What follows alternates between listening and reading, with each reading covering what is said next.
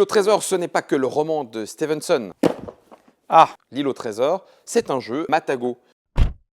ça pèse son poids, ça, quand même, hein? Marc Paquien, Vincent Dutray.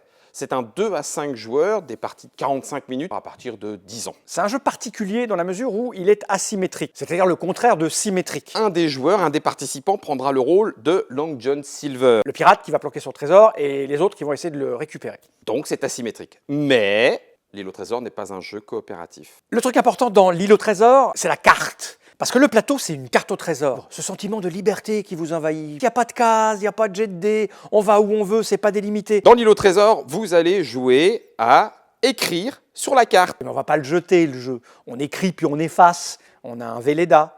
Forcément, vous avez une carte, vous avez une île, il va falloir dessiner des petits traits comme si on faisait 2-3 petits pas, puis après tourner à gauche, aller à l'est. Il y a la boussole, un compas, il y a de quoi se déplacer. Long John Silver va donner des indices, mêlant le faux et le vrai pour essayer de perdre un petit peu tout le monde. Celui qui trouve le trésor l'emporte tout seul. L'île au trésor a tout pour plaire aux gens qui découvrent le jeu de société. Avec moi, il y a un petit souci, j'espère que Marc Paquien ne m'en voudra pas. Quand je joue à l'île au trésor, j'ai envie de jouer au jeu de rôle. La plupart du temps, les suites de parties de l'île au trésor, c'est débriefing à compagnie. J'ai cru que tu me disais ça, oui mais moi je savais pas qu'il y avait ça, et toi tu as su au tour 3 que c'est pour ça que je suis parti de ce côté-là, je voulais te faire croire que...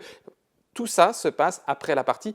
La preuve en est d'un jeu vivant dans sa partie en immersion complète. Alors ça laisse pas indifférent, bien évidemment. En lisant les critiques, les avis, les commentaires, le jeu trouve son public. Mais qu'il y a quand même quelques petites dissonances. Comme cet internaute qui nous dit que lui, il s'amuse que quand il joue Long John Silver. Le reste du temps, il s'amuse pas. Certains vont trouver que les choses sont un petit peu répétitives. Une fois qu'on a été Long John Silver sur son île, on distribue des indices, on essaie de faire en sorte de ne pas être récupéré, de ne pas être vu, de ne pas être percé. Et puis à un moment, si on croise les doigts, on aura peut-être le temps de sortir pour aller récupérer son trésor. De l'autre côté, en tant que pirate, on essaie de trouver le trésor, plus ou moins au hasard, on avance, on essaie de déduire, puis on avance, on trace, part par là, on trace, passe par là, on trace. Pour certains, l'aventure prend le dessus, pour d'autres, la répétitivité prend le dessus. Il y a un avis intéressant sur Trick Track qui a été donné par Ludocortex, qui est une boutique, et Dieu sait qu'on peut faire confiance aux boutiques, qui nous dit que le jeu est absolument extraordinaire parce qu'il est loin des canons actuels des jeux dits à l'allemande. Ah oui, si vous ne connaissez pas le secteur ludique, les jeux dits à l'allemande, ça ne veut pas dire grand-chose. Et il dit que là, ça fait un bien fou de découvrir un jeu qui n'est plus du tout dans les travers du jeu à l'allemande, de la gestion à ressources. On est libre.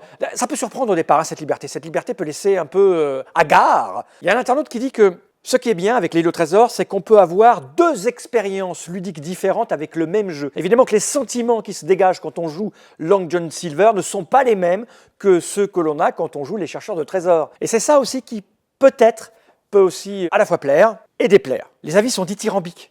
Les gens adorent. Et puis il y a les gens qui n'aiment pas du tout. On a un internaute qui n'aime pas du tout. Enfin, on se demande s'il n'aime pas le jeu. On se demande même s'il y a joué, ou s'il n'aime pas le fait que les gens aiment, puisqu'il est venu dire qu'il fallait se méfier des avis complaisants. Comme s'il paraissait peu naturel qu'autant de gens se mettent à aimer un jeu. Avis complaisant, moi je me dis que quand les membres du jury de jeu de l'année le choisissent, au niveau de la complaisance, là on est loin. Le matériel est de toute beauté. Un internaute nous dit qu'en ouvrant la boîte, la première chose qui lui a sauté aux yeux, c'est la qualité du matériel, surprenante pour un jeu familial, nous dit-il. Comme si les familles n'avaient pas droit à un jeu de bonne qualité.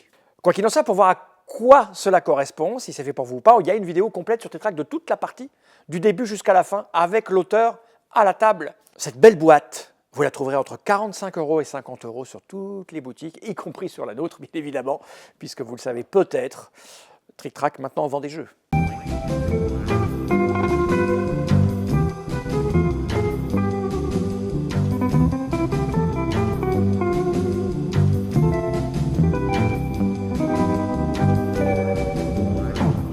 Si cette vidéo vous a plu, n'oubliez pas de 1. Liker, 2. Vous abonner, 3. Partager, 4. Commenter, 5. Allez embrasser votre voisin, 6. Levez les bras, 7. Crier cuic dans votre salon, 9. Il n'y a pas de 8. Seuls 3% des gens ont vu que j'avais pas mis le 8.